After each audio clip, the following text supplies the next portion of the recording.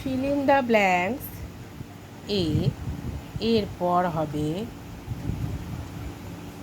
B, C এর পর D,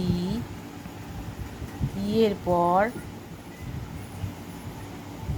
F, জি এর পর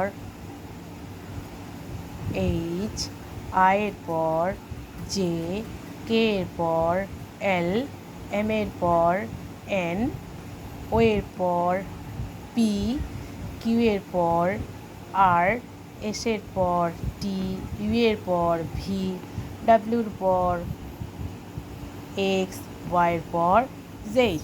2 নম্বরে কি আছে, যে রাইট ইন আফটার লেটার।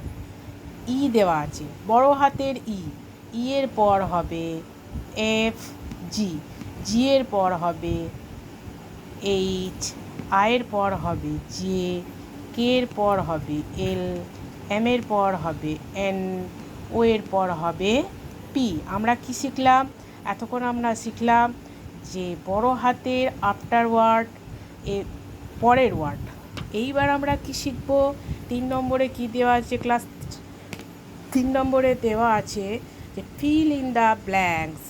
কী আছে? ছোট হাতের এ, এর পর হবে বি, সি এর পর হবে ডি, ই এর পর হবে এফ, জি এর পর হবে এইচ, আই এর পর হবে জে, কে এর পর হবে এল, এম এর পর হবে এন, ও এর পর হবে পি, পি এর পর হবে কিউ, কিউ এর পর হবে আর, এস এর পর টি, ইউ এর পর ভি, ডাব্লিউ পর এক্স, ওয়াইয়ের পর জেড। তাহলে আজকে আমরা কি শিখলাম? আমরা আজকে বড় হাতের আফটার ওয়ার্ড শিখলাম এবং ছোট হাতের আফটার ওয়ার্ড শিখলাম। বন্ধুরা, তোমাদের যদি ভালো লেগে থাকে আমার ভিডিওটা, লাইক এবং কমেন্ট করো।